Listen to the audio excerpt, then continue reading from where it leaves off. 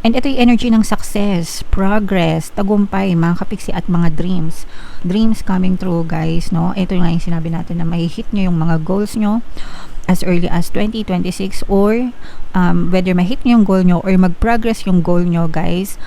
This is you chasing after your dreams. This is you becoming true to your dreams, mga kapiksi. Ibig sabihin talagang gagawin mo ang lahat para matupad mo yung mga pangarap mo, para magkaroon ng pag-unlad, pag-asenso sa buhay mo. And ito, this is more on action, guys, no? More on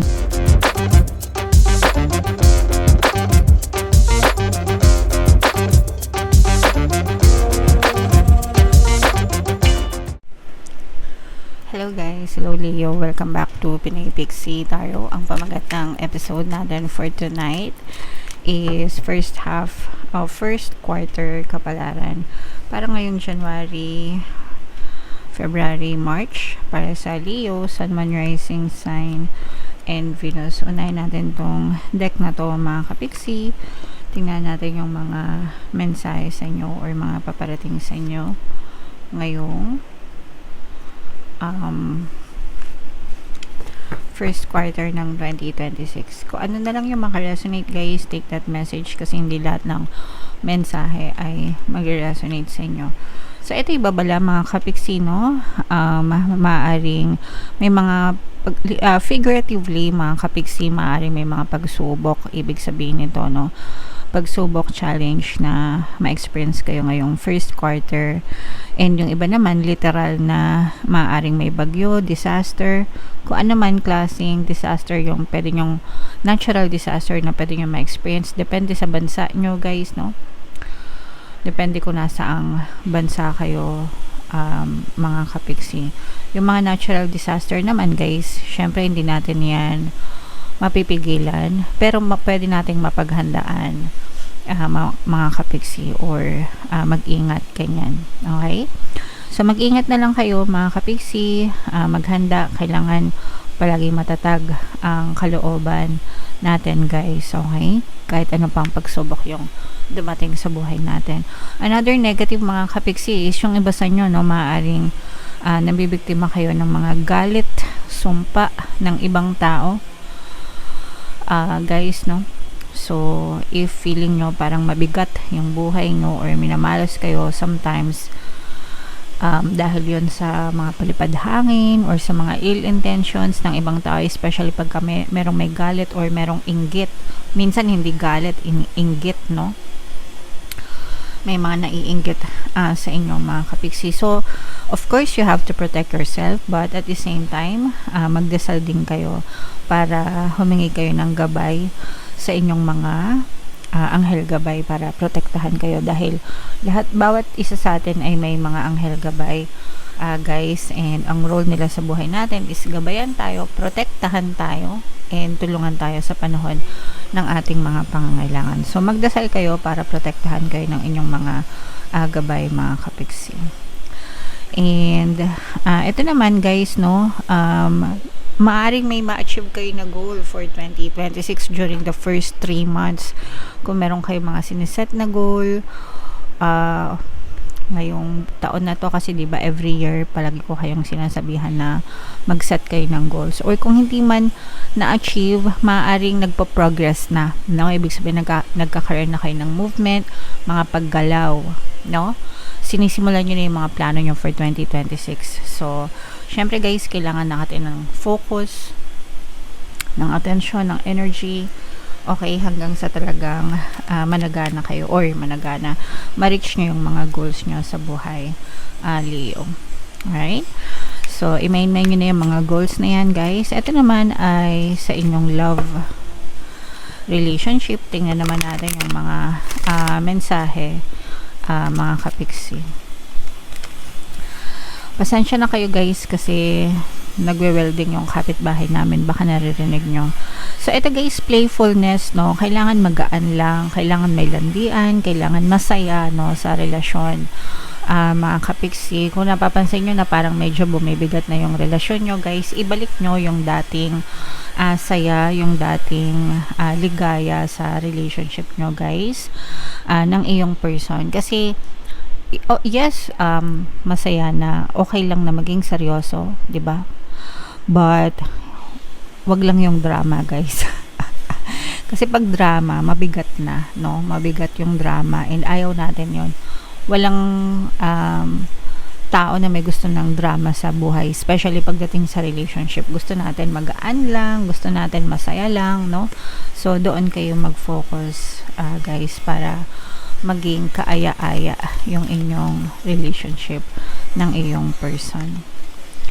Another message, guys, ito naman ay reconciliation kung kayo ay nagkakaroon ng mga pag-aaway or pagtatalo ng inyong person, mga kapiksi. Ibig sabihin, maaari kayong magkabati, maaaring mag-sorry, maaaring magkaroon ng forgiveness, maaaring maging okay ulit kayo.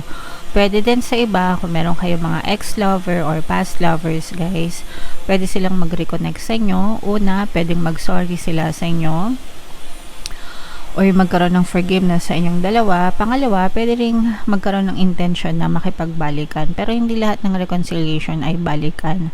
Most of the time, yung reconciliation is pagbabate, no? Para magkabate yung mga magkakagalit or mga may issue, guys. Okay? So, for some of you, there's a room for reconciliation sa inyong relationship, Leo. And another message, guys, ito naman, pay attention sa mga red flags, no? Kasi minsan, nandyan na, nakabalandra na yung red flag, dinededma pa, no? Dinededma nyo pa, mga kapiksi. Kumbaga, alam nyo na, meron na silang history na ganito sila, ganyan sila, pero tangan-tangahan pa rin.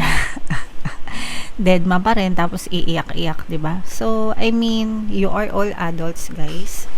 And hindi lang puro emosyon ang ginagamit sa relasyon. Ginagamitan din yan ng utak, mga kapiksi. So, kung ayaw nyong umiyak, make sure you pay attention to the red flags. Huwag nyo rin deadmahin yun, guys. Okay? Alright. So, yan yung mga love messages naman para sa inyo, guys. So, shuffle natin to. Hanapin natin yung energy ng Leo, mga kapiksi. Habang sinashuffle ko to, panoorin nyo muna, guys, yung video natin regarding sa ating paano mag-manifest ng abundance video cards. Kapiksi, sawa ka na ba sa mga struggles at hirap sa buhay mo? Masipag ka ba at masikap sa buhay ngunit hindi ka pa rin umaasenso? Ilang beses ka na bang nag-attempt mag-negosyo at mag-invest pero palagi ka pa rin nalulugi? Sa pagkakataon na ito ay maaaring may subconscious beliefs ka na nagiging balakid sa iyong pag-unlad at pagyaman. Introducing, paano mag-manifest ng abundance video course. Dito ay matututunan mong ma-overcome ang mga balakid mo para tuluyan ka ng umunlad, umasenso, sumagana, maging matagumpay, successful at maswerte sa iyong kabuhayan, pera, trabaho, negosyo, salapi at kaperahan ng bonggang-bongga. Dali, mag-send na ng email sa pinoypixie@gmail.com at simulan na ang iyong pagyaman ngayon. Alright, so sa lahat ng gusto mag-avail ng course, guys, meron tayong paano mag-manifest ng abundance video course, paano mawala ang third party, at magkaroon ng harmonious na relationship, paano pabalikin si ex or vice versa. Sa mga interesado, guys, mag-send lang kayo ng email sa pinoypixie@gmail.com. And sa mga naghahanap, guys, ng pampaswerte na lucky charms or lucky bracelet, aventurine, tsaka citrin yung recommended ko ito, guys. May makikita kayong mga link sa description box. So, Leo, kayo ay na-present ng Queen of Wands sa ating spread. Ito ay very positive set of energies, mga kapiksi. So, una, these are brand new beginnings. Ito yung iba sa inyo, guys, maaaring may mga magagandang beginning simula pagdating sa pagkakakitaan, brand new contracts, brand new clients, brand new projects, brand new transactions, no? Yan yung mga maaari nyong ma-experience, guys. Brand new deals, no? Ngayong 2026, kung meron kayong mga nilalakad nung 2025, ngayong first quarter ng 2026, maaaring matuloy yan. And this is also brand new beginning pagdating sa love. Ito yung commitment, guys, no? Ibig sabihin, for some of you, nararamdaman ko na maaaring magkaroon ng union, kasalan, engagement, pagsasama, no? Yan, pagdating sa love naman, mga kapiksi. So, parehas sa money at saka sa love, mga brand new beginnings yung nakikita natin para sa inyo, guys. Okay? Another good set of energies dito, guys. Ito yung mga good karma. Actually, guys, ang nakikita natin dito is pag-unlad, pag-asenso ng inyong pamumuhay kasi na naha-harvest nyo na yung mga good karma nyo or bumabalik na sa inyo, mga kapiksi, yung mga good karma na deserve nyo, no? Mga deserve nyo sa buhay, guys, and lalong tumitibay, lalong mas nagiging ma-okay yung estado ng inyong pamumuhay, mga kapiksi. So this is about you reaping the rewards, no? Ibig sabihin, ito, again, inaani mo na yung mga good karma mo, kaya lalong nagiging maunlad at maasenso ka sa inyong buhay, Leo. And ito guys ay pagbangon din, no? Bukod sa mga good karma nyo at pag-asenso, yung iba naman sa inyo ay pagbangon. So magsisimula yung 2026 mo ng first quarter na it's all about recovery, pagbangon, pagbawi. And parang mas magiging malakas ka ngayon, mas magiging matapang, mas magiging courageous, mga kapiksi. You will try new things, no? Na parang mga hindi mo nasubukan dati, parang ngayon gusto mong subukan ngayong 2026. Kung dati natakot ka, kung dati nag-fail ka, ngayon parang wala nang space sa buhay mo or sa isip mo yung takot, parang all in ka na ngayon, na susugal ka sa pakikipagsapalaran para maayos mo yung buhay mo, babawi ka sa sarili mo, mga kapiksi. Okay? So i-mind mo na yan, pagbawi, pagbangon, itong mas matapang, mas tawag dito, mas matapang, mas malakas, no? Mas matibay ang loob. Itong mga pag-unlad, pag-asenso, good karma, guys, at saka yung mga brand new beginnings na sinabi ko sa inyo. Grabe ito, super positive, guys, as in, well, eto guys, eto babala, no? Babala muna na maaari magkaroon ng deception, panloloko. This might be true pagdating sa relationship, mga kapiksi. Okay? Kasi maaari mong ma-discover na yung person mo or yung partner mo might be deceiving you, maaaring niloloko ka, maaaring nagsisinungaling sa'yo, or maaaring may tinatago pagdating sa relationship. Although hindi naman ito mag-resonate sa lahat, guys, kaya nga meron tayong message kanina na pay attention to the red flags, no? Yung sinabi ko sa inyo kanina.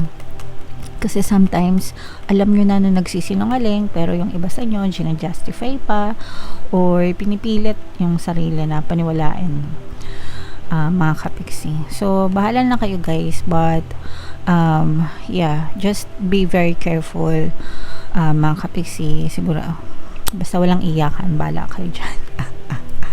Ito naman ay babala, paalala lang, and hindi naman lahat ng mga jowa nyo manloloko, yung iba lang sa inyo, guys. Pero you have to really be very careful, mga kapiksi. Okay? And ito yung energy ng success, progress, tagumpay, mga kapiksi, at mga dreams coming true, guys, no? Ito nga yung sinabi natin na may hit nyo yung mga goals nyo as early as 2026, or whether ma-hit nyo yung goal nyo or mag-progress yung goal nyo, guys, this is you chasing after your dreams. This is you becoming true to your dreams, mga kapiksi. Ibig sabihin talagang gagawin mo ang lahat para matupad mo yung mga pangarap mo, para magkaroon ng pag-unlad, pag-asenso sa buhay mo. And this is more on action, guys, no? More on movement, more on action, mga kapiksi, depending on mga plans na meron kayo sa buhay nyo, Leo. Okay? Alright, so napakaganda, guys, napaka-positive. Actually, lahat positive. Ito lang yung negative, na mag-ingat kayo sa sinungaling. Okay? Alright. So, comment down below, Leo, if feeling nyo naka-resonate kayo dyan.